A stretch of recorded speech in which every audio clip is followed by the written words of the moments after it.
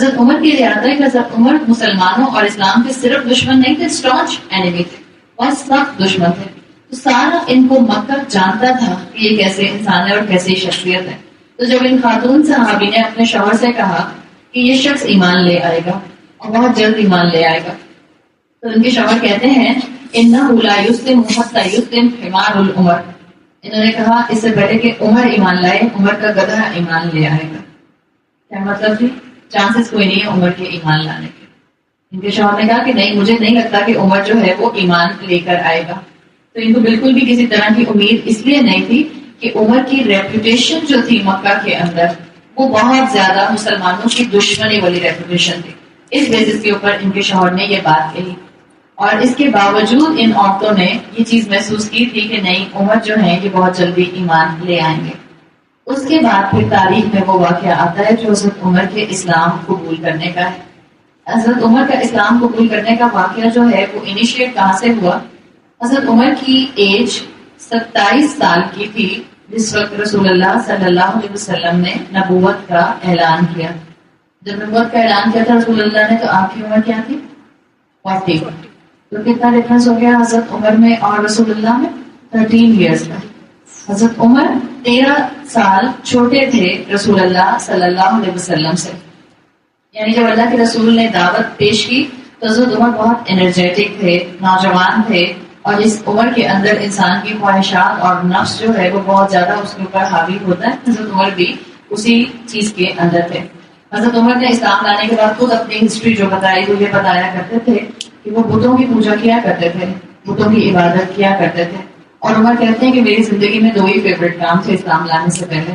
ایک تھا الکوہل، شراب پینا، اور دوسرا تھا فارنیکیشن، ایڈلٹری، عورتوں کے ساتھ تعلقات کا رکھنا. حضرت عمر خود کہتے ہیں کہ ان کی زندگی کے بس یہ 2 کام تھے اسلام لانے سے پہلے. اور اس کے بعد جب اسلام آیا تو اسلام کی دشمنی میں انہوں نے اپنے آپ کو سرگرم کر لیا تھا. اور یہ بہت کامیاب بزنس مین تھے. حضرت عمر جو تھے اپنا سفر بھی بہت کیا کرتے تھے، ایک تو بزنس کے پوائنٹ آف ویو سے، دوسرا حضرت عمر کے لیے آتے ہیں کہ بہت ایکسٹروورٹ پرسنالٹی تھے، جلدی لوگوں میں گھل مل جایا کرتے تھے. 2 طرح کے لوگ ہوتے ہیں نا، کچھ لوگ کم لوگوں میں رہنا پسند کرتے ہیں، لمیٹڈ لوگوں میں گھلتے ملتے ہیں، تنہائی پسند ہوتے ہیں. کچھ لوگ ہر ایک کے ساتھ جلدی فری نہیں ہوتے، انٹروورٹ ٹائپ، اپنا سوچتے رہتے ہیں بیٹھ کے، اپنا تفکر کرتے رہتے ہیں، اپنے خیالات میں کھوئے رہتے ہیں. کچھ ایسے لوگ ہوتے ہیں، آپ میں سے کئی لوگ ایسے ہوں گے کہ جن کو اپنا ایک لمیٹڈ سرکل بس پسند ہے، بہت سوشلائزنگ پسند نہیں ہے. انٹروورٹ میں اگر آپ ایگزامپل دیکھیں تو کل ہم نے حضرت ابو بکر کی بات کی تھی. حضرت ابو بکر صدیق کے لیے آتے کہ وہ انٹروورٹ پرسنالٹی کے تھے، سوچتے سمجھتے رہتے تھے، کم لوگوں میں گھلتے ملتے تھے. اور جو حضرت عمر ہیں یہ ایکسٹروورٹ پرسنالٹی کے تھے. ایک تو بہت ایکسٹروورٹ پرسنالٹی کے لوگ جو ہوتے ہیں وہ ایکسپریسو ہوتے ہیں، جیسی فیلنگز ہوتی ہے وہ فوراً اس کا اظہار کر دیتے ہیں، جو دل میں ہوتا ہے فوراً زبان پر آ جاتا ہے. لوگوں میں جلدی سوشلائز کر لیتے ہیں، جلدی نئے دوست بنا لیتے ہیں. حضرت عمر کی پرسنالٹی ایسے ہی تھی، بہت ووکل تھے اور بہت اچھا بولا کرتے تھے، اس لیے کہ ایلیٹ کلاس کے اندر مکہ کی آتے تھے، مکہ کے سرداروں کے اندر آتے تھے، مکہ کے ان لوگوں کے اندر آتے تھے. بلکہ حضرت عمر کو سفیر القریش بھی کہا جاتا تھا، اس لیے کہ قریش اپنے ڈیلیگیشن جب بھیجا کرتے تھے تو حضرت عمر کو اپنا اسپوکس مین بنا کر بھیجا کرتے تھے، اس لیے کہ ان کو پتا تھا کہ حضرت عمر جو ہے وہ بہت اچھی طرح سے ان کی بات کو لوگوں میں کنوے کر دیں گے. اسی وجہ سے حضرت عمر کا اٹھنا بیٹھنا بہت ایلیٹ کلاس کے اندر تھا. آس پاس کی جو امپائرز تھی، رومن امپائر تھی اور پرشین امپائر تھی، ان کے پیلسز میں ان کے بادشاہوں کے ساتھ، ان کے کنگز کے ساتھ، ان کے ایمپررز کے ساتھ حضرت عمر کے تعلقات بہت اچھے تھے. تو بہت زیادہ محلوں میں آنا جانا اور اس طرح کے لوگوں سے ملنا جلنا اور ایک اچھی پرسنالٹی کا ہونا، یہ عمر کے اندر جو تھی یہ کوالٹی تھی.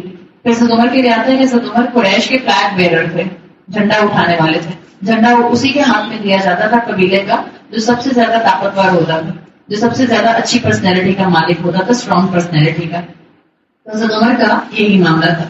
اور جب حضرت عمر نے یہ سنا کہ ایک شخص نے اسلام کا دعویٰ کیا ہے اور یہ کہا ہے کہ سارے بت جو ہیں ان کی جو ہے وہ عبادت نہ کی جائے، ایک اللہ کی عبادت کی جائے، تو حضرت عمر جو تھے یہ اپنے بڑوں سے، اپنے محلے کے، اپنے علاقے کے، اپنے کمیونٹی کے بڑوں سے سنا کرتے تھے کہ یہ شخص جو محمد ہے کوئی کسی طرح سے اس کو سبق سکھا دے کہ یہ جو ہمارے معاشرے کے اندر سپلٹ پیدا کر رہا ہے، خاندانوں کو توڑ رہا ہے اولاد کو ماں باپ سے اور ماں باپ کو اولادوں سے دور کر رہا ہے، کوئی ایسا نوجوان آئے جو کہ اس محمد سے ہمارا بدلہ لے، اور یہ محمد جس نے ہمارا کلچر خراب کرنا شروع کر دیا ہے، کوئی اس سے ہمارا بدلہ ایسے لے کے اس کو چپ کرا دے اور یہ مسلمانوں کو آگے سے آگے جو ہے وہ بڑھائے نہیں، یعنی مسلمانوں کی گروتھ نہ ہو، مسلمان جو ہے وہ یہیں پر کسی طرح سے رک جائیں۔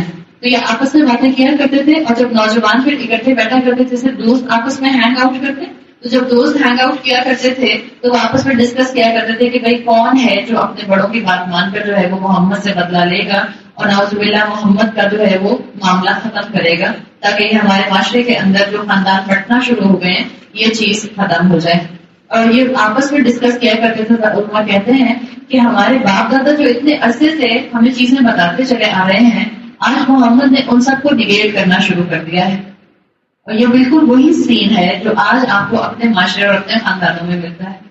جب آپ دین کا علم حاصل کرتے ہیں اور آپ کو سنتوں کا پتہ چلتا ہے اور آپ اپنے گھر کے اندر سنت کے مطابق عمل کرنے کی کوشش کرتے ہیں، تو آپ کے اپنے گھر والے بات سے وہ کہتے ہیں کہ ہم اپنے آباء و اجداد کا، اپنے باپ دادا کا طریقہ چھوڑ کر اب نئے نئے طریقے اپنا لیں۔ اب ہم کیا نئے نئے طریقے سے دین سیکھیں گے، یا ہم کل کے بچوں سے دین سیکھیں گے؟ اس طرح کی باتیں ہمیں بھی سننے کو ملتی ہیں۔ تو یہ جو نوجوان تھے، جو سب نان مسلم تھے قریش کے، یہ جب اپنے بڑوں سے سنا کرتے تھے تو ان کے اندر بھی یہ چیز آتی تھی کہ کسی طرح سے جو ہے ہم محمد سے بدلا لیں۔ اب آپ امیجن کریں کہ یہ سینیریو 5 سال سے ڈیولپ ہو رہا تھا۔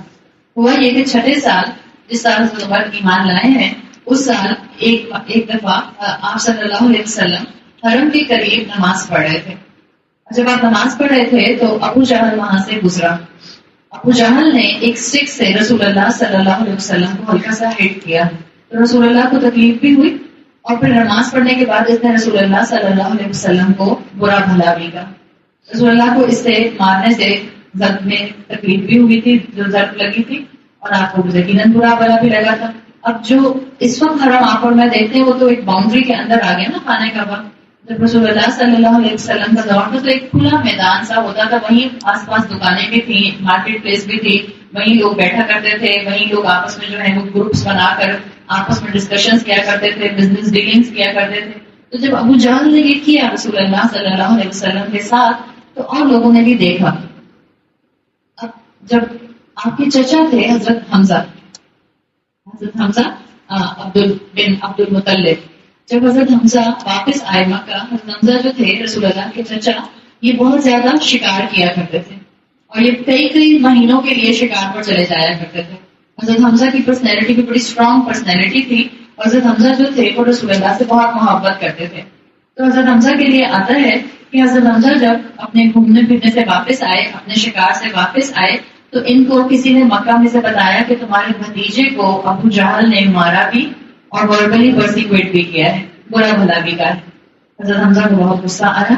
حضرت حمزہ جو تھے وہ فوراً ابو جہل کے گھر پر پہنچ گئے، دروازہ کھٹکھٹایا اور ابو جہل کے اوپر حملہ کیا کہ تم نے کیسے میرے بھتیجے کے اوپر جو ہے کوئی حملہ کیا، یا how dare you speak to ہم لائک دس، تم نے اس سے بات کرنے کی ایسے کیسے کوشش کی، اور اس کو برا بھلا کہہ کے اور اس کو ایک ہاتھ مار کے حضرت حمزہ جو تھے وہ وہاں سے نکلنے لگے۔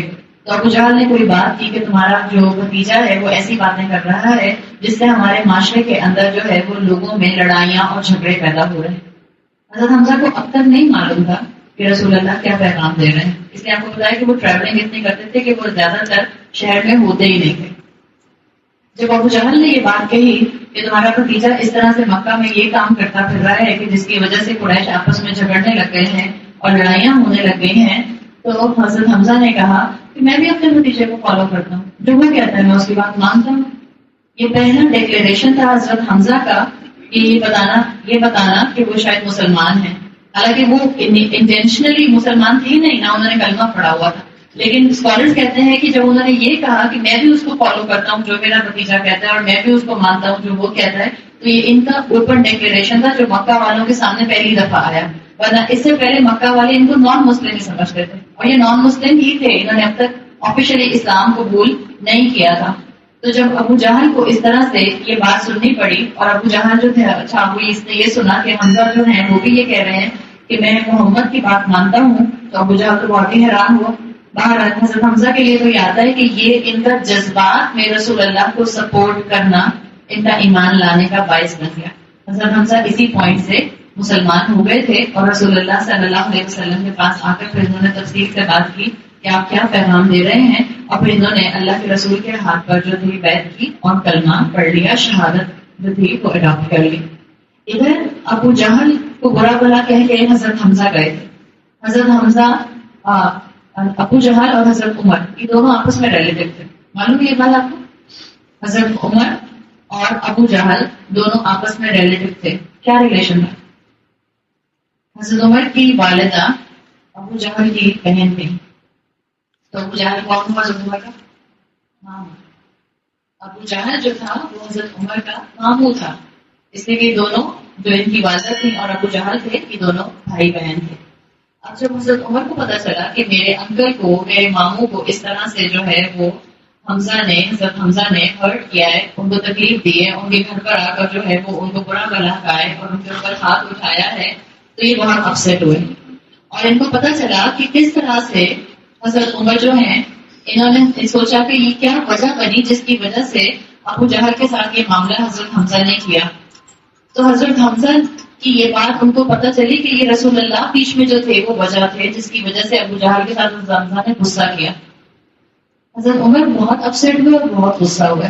انہوں نے سوچا کہ بجائے اس کے کہ میں حمزہ سے جا کر بدلہ لوں، میں محمد سے جا کر ڈائریکٹ بدلہ لیتا ہوں اور میں محمد کا ہی معاملہ جو ہے وہ مکمل کر دیتا ہوں۔ تو بہت غصے میں اپنے ہاتھ میں تلوار لے کر یہ اپنے گھر سے رسول اللہ صلی اللہ علیہ وسلم کی تلاش میں نکلے کہ آج میں ان کا معاملہ ختم کر دوں گا۔ ادھر ان کو راستے میں ایک صحابی ملے جو کہ ڈسکلوز مسلمان نہیں تھے، حضرت عمر کو نہیں معلوم تھا کہ یہ ایمان لا چکے ہیں۔ ان کا نام نعیم آتا ہے۔ نعیم جو تھے یہ راستے میں حضرت عمر کو ملے اور انہوں نے دیکھا کہ حضرت عمر بہت غصے میں جا رہے ہیں اور ہاتھ میں تلوار بھی ہے، تو پوچھا عمر کہاں جا رہے ہو؟ تو حضرت عمر نے کہا کہ آج میں اس کا معاملہ ختم کرنے جا رہا ہوں جس نے قریش کو 2 ڈویژنز میں کر دیا ہے، قریش میں سپلٹ کر دیا ہے، یعنی میں محمد صلی اللہ علیہ وسلم کا نعوذ باللہ قتل کرنے جا رہا ہوں۔ نعیم بہت سمجھدار تھے، حضرت عمر کو نہیں معلوم تھا کہ یہ ایمان لا چکے ہیں۔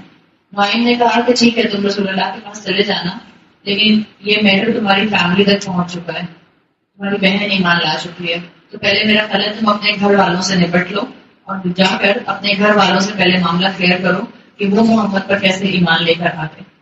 حضرت عمر کا نعیم نے ڈائریکشن جو تھا وہ چینج کروا دیا۔ حضرت عمر نے اپنا راستہ ڈائیورٹ کیا اور اپنی بہن کے گھر جو تھے یہ چل پڑے۔ حضرت عمر کی جو بہن تھی یہ وہی بہن تھی جن کا ہم نے کل ذکر کیا تھا۔ حضرت ابو بکر کے قصے میں آپ کو حضرت عمر کی بہن کا ذکر کیا تھا، کیا نام بتایا تھا؟ ام جمیل۔ ام جمیل فاطمہ بنت الخطاب اور ان کو ام جمیل کہا جاتا تھا۔ یہ وہی بہن ہے جن کے پاس حضرت ابو بکر کی والدہ ام الخیر آئی تھی۔ حضرت ابو بکر نے ان کو بھیجا تھا کہ آپ ابو عمر کی بہن سے پوچھ کر آئیے کہ رسول اللہ کیسے ہیں، وہی والا کنیکشن آپ کو مل رہا ہے۔ تو ام جمیل جو تھی فاطمہ بنت الخطاب، ان کے گھر پر حضرت عمر پہنچے اور حضرت عمر نے زور سے غصے میں دروازہ جو تھا وہ نوک کیا۔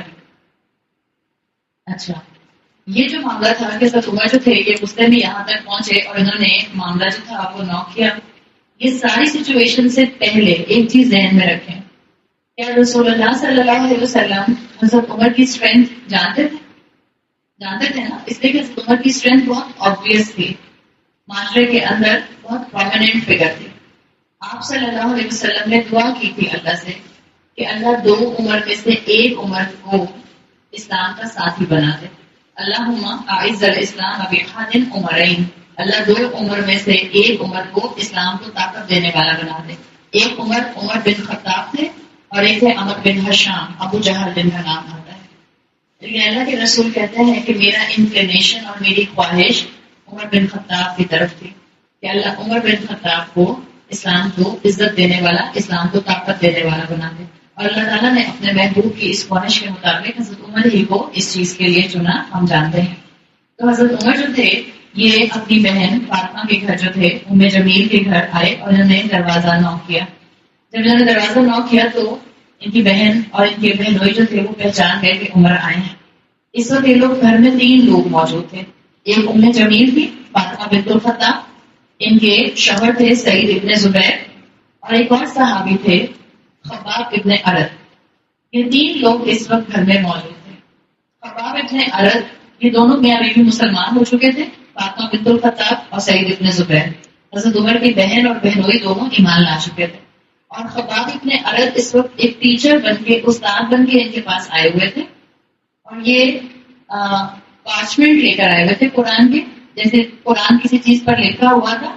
سورہ طٰہٰ کی آیات فریشلی نازل ہوئی تھی رسول اللہ پر، اور خباب ابن ارد ان دونوں کو یہ آیات پڑھ کر سنا رہے تھے اور ان کو پڑھنا بھی سکھا رہے تھے۔ جب دروازے پر ناک ہوا اور فاطمہ بنت الخطاب کو اندازہ ہو گیا کہ عمر آئے ہیں، بھائی آئے ہیں، تو سب سے پہلے خباب ابن ارد کو انہوں نے چھپا دیا۔ خباب ابن ارد خود بھی بیچارے ڈر کے مارے حضرت عمر سے فوراً چھپ گئے۔ اب سامنے کون رہ گیا؟ آپ کی بہن، حضرت عمر کی بہن اور بہنوئی۔ حضرت عمر اندر آئے اور ان سے پوچھا کہ کیا تم محمد پر ایمان لے آئے ہو؟ تو انہوں نے کہا کہ ہاں ہم محمد پر ایمان لے ہیں۔ حضرت عمر نے اپنے بہنوئی کو مارنا شروع کر دیا۔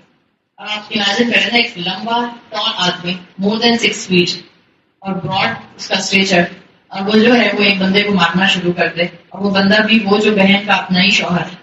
تو جب شوہر کو اتنی بری طرح پٹتے ہوئے دیکھا تو فاطمہ اپنے شوہر کو بچانے کے لیے آگے آئی کہ عمر کا ہاتھ روکیں۔ عمر نے ایک ہاتھ بہن کو بھی مارا زور سے، تو بہن جو تھی وہ گر گئی۔ جب گری تو ان کو چوٹ لگی تو ان کا خون نکلا۔ حضرت عمر کے اندر نرمی تھی، وہ عورتوں والا قصہ آپ کو یاد ہے؟ وہ عورتوں کو جب جاتے دیکھا تھا تو حضرت عمر نے ان کے دل میں ہلکی سی اس کو فیلنگ آئی تھی کہ یہ عورتوں کے ساتھ انصاف نہیں کہ اپنی زمین، اپنی سرزمین، اپنی کنٹری، اپنا ملک چھوڑ کر جا رہی۔ حضرت عمر نے جب اپنی بہن کا خون نکلتے ہوئے دیکھا تو ان کی وہی صفت نرمی پرومیننٹلی سامنے آئی، اپنے بہنوئی کو مارنا رک گئے۔ اور پھر انہوں نے اپنی بہن سے کہا کہ اچھا مجھے بتاؤ تم لوگ یہاں پر کیا کر رہے تھے؟ انہوں نے کہا ہم قرآن پڑھ رہے تھے، ہمیں قرآن سکھایا جا رہا تھا۔ اتنے میں انہوں نے کہا کہ اچھا مجھے بھی سکھاؤ اور مجھے بھی پڑھاؤ، میں دیکھنا چاہتا ہوں۔ خباب ابن ارد باہر نکل کے آ گئے۔ ان کو اندازہ ہو گیا کہ عمر کا غصہ جو ہے وہ کم ہو گیا۔ خباب ابن ارد باہر آئے، بہن نے کہا کہ دیکھیں آپ پہلے you have to wash yourself, آپ پہلے اپنا آپ کو پاک کیجیے، آپ غسل کیجیے، اور اس کے بعد آپ قرآن پڑھ سکتے ہیں۔ حضرت عمر نے اپنے آپ کو واش کیا، اپنا غسل کیا، اور اس کے بعد حضرت عمر کو خباب ابن ارد نے سورہ طٰہٰ کی انیشیل ابتدائی آیات جو نازل ہوئی تھیں وہ پڑھ کر سنائی۔ حضرت عمر نے آیات سنی اور اس کے بعد حضرت عمر رو پڑے۔ حضرت عمر کہتے ہیں کہ مجھے رسول اللہ صلی اللہ علیہ وسلم کی طرف لے کر چلو، میں ان سے ملنا چاہتا ہوں۔ آپ دیکھیں یہ اتنا غصہ اور اتنی اسٹرانگ پرسنالٹی، اتنا اسٹرانگ اوپوننٹ، اتنی اینیموسٹی رکھنے والے صرف ایک دفعہ قرآن سنا اور دل میلٹ ہو گیا۔ ایک دفعہ قرآن سنا اور کہتے ہیں کہ مجھے رسول اللہ صلی اللہ علیہ وسلم کے پاس لے کر چلو۔ ایک دفعہ قرآن سنا اور غصہ بالکل ختم ہو گیا۔ جنت میں جانے والوں کی یہ خوبی آتی ہے کہ جس وقت ان کے سامنے قرآن پڑھا جاتا ہے ان کا غصہ جو ہے وہ فزل آؤٹ کر جاتا ہے، ان کے اندر جو گرج ہوتا ہے لوگوں کے لیے وہ ختم ہو جاتا ہے، وہ لوگوں کو معاف کر دیتے ہیں۔ قرآن پڑھنے والے اپنے دل کے اندر لوگوں کے لیے کینہ نہیں رکھ سکتے۔ قرآن پڑھنے والے، قرآن سمجھنے والے اللہ اور اللہ کے رسول کے احکامات کو معمولی نہیں سمجھ سکتے۔ تو حضرت یہ جو فاطمہ تھی، حضرت فاطمہ بنت الخطاب، یہ اپنے بھائی کو لے کر رسول اللہ صلی اللہ علیہ وسلم کی طرف جو تھیں یہ چل پڑیں۔ اللہ کے رسول صلی اللہ علیہ وسلم جو تھے وہ دارالارقم میں ہوا کرتے تھے۔ دارالارقم ایک جگہ تھی جہاں مکہ میں زیادہ تر رسول اللہ صلی اللہ علیہ وسلم کا دن کا وقت جو تھا یہ گزرا کرتا تھا۔ اب جب عمر جو تھے تھوڑی سی ان کی بہنوئی اور بہن کے ساتھ ہاتھ پائی ہوئی تھی، بہن کا خون بھی نکلا تھا، تو تھوڑا ان کے کپڑوں کے اوپر کہتے ہیں کہ وہ خون وغیرہ بھی لگا ہوا تھا اور ان کے ہاتھ میں تلوار بھی تھی۔ صحابہ نے دیکھا دور سے دارالارقم میں جو صحابہ تھے کہ عمر جو ہیں وہ دارالارقم کی طرف آ رہے ہیں، تو صحابہ جو تھے وہ تھوڑا سا ڈرے بھی، لیکن صحابہ کے لیے آتا ہے کہ صحابہ کو یہ اندازہ ہوا کہ اللہ کے رسول دعا کیا کرتے تھے کہ ہمیں دو میں سے ایک عمر سے اللہ اسلام کو طاقت دیتے۔ یہ جو رسول اللہ کی دعا تھی کہ تمام مسلمان جانتے تھے کہ اللہ کے رسول چاہتے ہیں کہ دو عمر میں سے ایک عمر جو ہے وہ اسلام کے اندر آ جائے تاکہ اسلام کو اسٹرینتھ ملے، اسلام کو طاقت ملے۔